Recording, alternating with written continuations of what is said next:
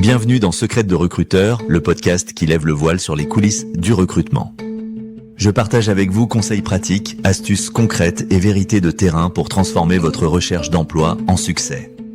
Préparez-vous à découvrir ce que les recruteurs ne disent pas toujours, mais que vous devez absolument savoir. Installez-vous, vos secrets de réussite commencent ici. Bonjour et bienvenue.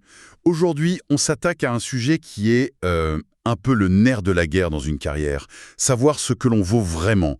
D'ailleurs, une de nos sources avance un chiffre assez parlant. 70% des professionnels auraient tendance à se sous-estimer. Et souvent, l'erreur, c'est de ne regarder que le salaire de base, alors que ça ne représente que quoi, 60 à 70% de la rémunération totale ? C'est tout à fait ça. Et notre objectif aujourd'hui, c'est pas juste de donner une liste de conseils, c'est vraiment de décortiquer ensemble une approche, une méthode pour évaluer sa valeur de façon complète. On va parler du fixe, bien sûr, mais aussi de tout le reste, le variable, les avantages. C'est un exercice qui est devenu stratégique, surtout avec un marché qui bouge tout le temps. La mission est claire. Alors, on va commencer par les fondamentaux. Comment on définit son propre profil ? Comment on analyse son environnement ? Ensuite, on verra les outils un peu plus concrets pour s'évaluer, puis on ira voir du côté du variable et des avantages, qui sont souvent négligés, et on terminera sur les stratégies pour bien négocier et, surtout, pour faire évoluer sa valeur sur le long terme. Allez, on se lance ?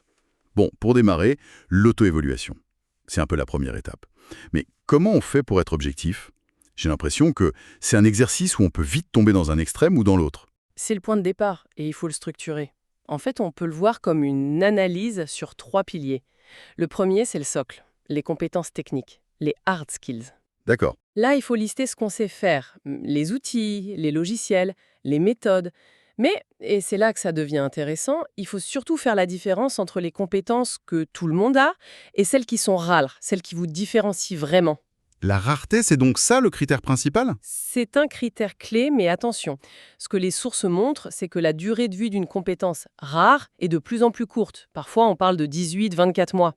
Une expertise en IA qui est très pointue aujourd'hui sera peut-être banale dans 3 ans. Du coup, la vraie valeur, c'est peut-être moins d'avoir la compétence du moment que de prouver qu'on est capable d'en acquérir de nouvelles très vite. C'est cette agilité qui est de plus en plus recherchée. Ah oui, c'est une nuance très importante. Le deuxième pilier, c'est l'expérience. Là aussi, le réflexe, c'est de compter les années, non ? Oui, et c'est une erreur classique. La valeur, elle n'est pas dans la durée, elle est dans la densité de l'expérience.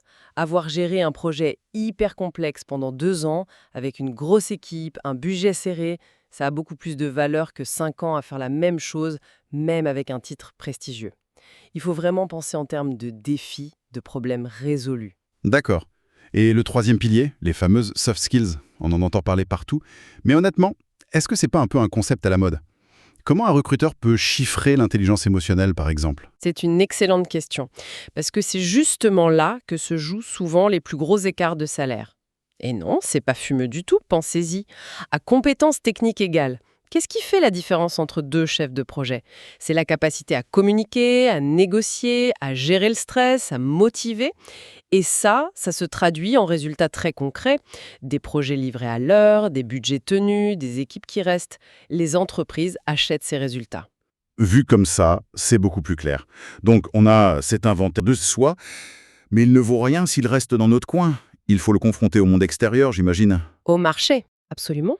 Un profil n'a de valeur que dans un contexte donné. Et ce contexte, il est défini par 3 grands facteurs. D'abord, le secteur d'activité. C'est la base. En ce moment, si vous bossez dans la cybersécurité ou les énergies renouvelables, il y a une telle demande que les salaires s'envolent. C'est purement mécanique. Donc, ma valeur peut augmenter ou baisser sans que je change quoi que ce soit à mon profil, juste à cause de mon secteur. Précisément, le deuxième facteur qui est très lié, c'est la technologie. Si vous maîtrisez un outil d'analyse de données qui est en train d'exploser, les entreprises sont prêtes à payer une prime de marché pour vous avoir. C'est un avantage temporaire, mais très très puissant. Et enfin, le troisième, plus classique mais toujours vrai, la localisation géographique. Un poste à Paris ou à Bordeaux, ce ne sera pas la même grille de salaire. C'est très clair. Mais ça reste un peu théorique. Le risque, c'est d'arriver avec une évaluation qui est complètement à côté de la plaque. Comment on fait pour se comparer à des chiffres concrets, pour se benchmarker ? C'est l'étape cruciale, oui. Et là, il faut croiser les sources. La source la plus rigoureuse, ce sont les enquêtes salariales des cabinets de conseil. Elles sont très détaillées, par fonction, par région.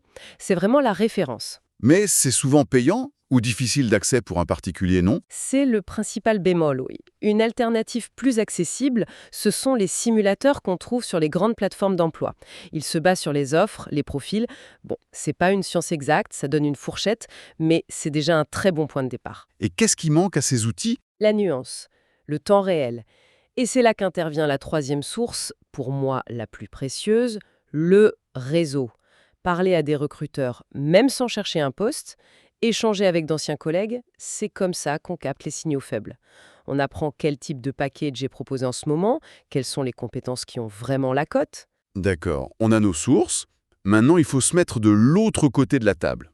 Comment ça se passe dans la tête d'une entreprise? Est-ce que les salaires sont fixés un peu au hasard? Alors, dans les boîtes un minimum structuré, pas du tout. Elles fonctionnent avec des bandes salariales.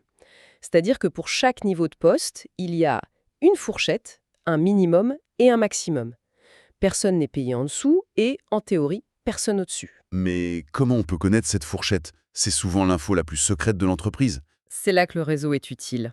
Les recruteurs qui connaissent bien un secteur ont souvent une idée assez précise de ces grilles. En entretien, on peut aussi poser la question, mais intelligemment. Quelque chose comme « Pourriez-vous me donner une idée de la fourchette que vous avez prévue pour ce rôle ?» Connaître cette bande, même vaguement, ça change tout dans une négociation. Ça évite de demander trop bas ou de se contenter de l'entrée de la fourchette si on peut viser plus haut.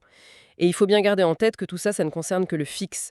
Le vrai jeu, souvent, il est ailleurs. Justement, parlons-en, la fameuse rémunération globale. D'abord, le variable. On voit des chiffres qui ont l'air super sur le papier, mais c'est pas toujours la réalité. Si? C'est un point de vigilance énorme. Il y a le bonus annuel classique, les commissions pour les commerciaux, et puis, surtout dans la tech, les stocks options ou les actions. Pour les stocks options, il faut vraiment voir ça comme un pari sur l'avenir.